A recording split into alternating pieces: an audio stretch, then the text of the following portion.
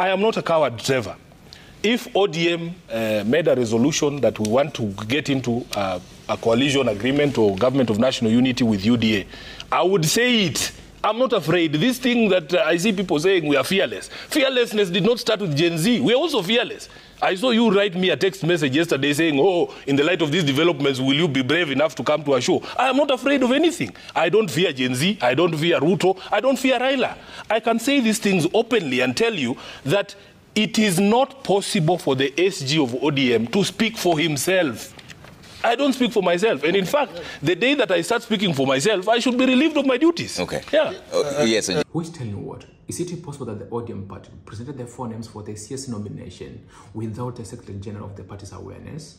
Listen to how fearlessly he speaks. Could this be the end of the Edwin Sifuna as the Secretary General of the ODM party? This is what he said. But the question is, who is fooling who? Sifuna, I'll start with you. Has ODM joined the government?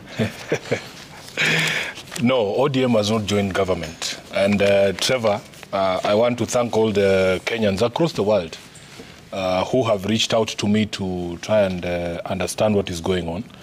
I want to just say that, first of all, as the Secretary General of ODM, I sit in all organs of the party. And that as SG of ODM, I am the spokesperson of all of those organs of the party. Kenyans at this particular moment in time, they just want someone to level with them and tell them the truth.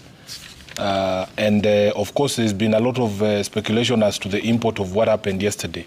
But the truth of the matter is that there is no decision of any organ of ODM that I sit in to join the Ruto government.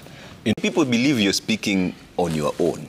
Because you see, then who do you consult as ODM if the chairman, two deputy party leaders, the minority leader have all joined government? This is what I'm telling you. This is what I'm telling you. Now, the National Executive Council of ODM, or the National Executive Committee of ODM, has over 30 people. The Central Committee of ODM has over 15 people. But the leadership... That's what I'm telling you. I am also there. That's what I'm telling you. If you see, I am not a coward, Trevor. If ODM made a resolution that we want to get into a coalition agreement or government of national unity with UDA, I would say it.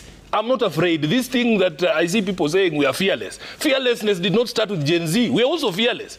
I saw you write me a text message yesterday saying, oh, in the light of these developments, will you be brave enough to come to a show? I am not afraid of anything. I don't fear Gen Z. I don't fear Ruto. I don't fear Raila. I can say these things openly and tell you that it is not possible for the SG of ODM to speak for himself. I don't speak for myself. And in fact, the day that I start speaking for myself, I should be relieved of my duties. Okay. Yeah. Yes. There is a second meeting, Trevor. This time of the Central Committee, of the PG, of the National Executive Committee of ODM. Yeah. If you look at the ODM party constitution, it is the responsibility of the Secretary General, Sifuna, for this instance, to take the minutes of those meetings and to read the declarations of those meetings. On that particular day, I was actually supposed to be on a flight at 6 p.m. to Italy. There was a conversation I was going to Lake Como.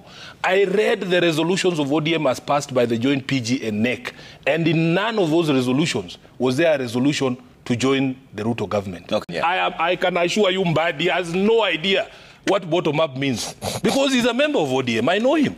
So for us, we needed to have a conversation first, to have a document that says, this is what we're going to do and this is the priority areas. For ODM, our priority areas have never changed. We are a pro-people party. We are not going there to talk about all these other things. For instance, Trevor, I as SG of ODM hold that the first thing I would do in government is to roll back all the taxation that has been imposed by this government.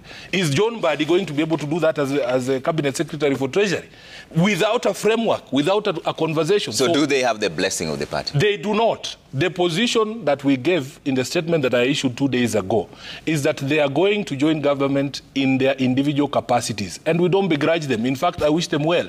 But for you to conflate and say that this is the decision of ODM or that ODM has joined a party or a government, you have to show me a document. Because when there are negotiations to form a coalition government, and these two, luckily for me, both of them are lawyers, there has to be an instrument that lays out the nature of the relationship and what we aim to achieve together. So will they be facing disciplinary like what Ogienda and the rest went? That is not a decision for Sifuna. I speak for organs of the party, and I can tell you that there has not been any meeting of any organs of the party after the conversation that has happened yesterday. So we will be briefing the public because there's nothing to hide. Oh.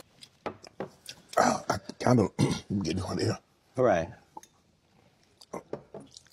Number two, if ODM was asked, if Raila Odinga was asked to present names of people who are capable of turning around this country and address the issues that have been raised by Gen Z, the Raila Odinga that I know will not present 4 names of all men. That one I can tell you for a fact. In fact, we have a very strong sentiment within the party. Even during meetings of a party, if you give 3 men to speak before a woman speaks, you will be in trouble. There is no way Raila presents 4 names, 2 from one region, in a party as diverse as ODM. I am telling you, this is not a decision of Raila Odinga. It is a decision made between these members and the president himself.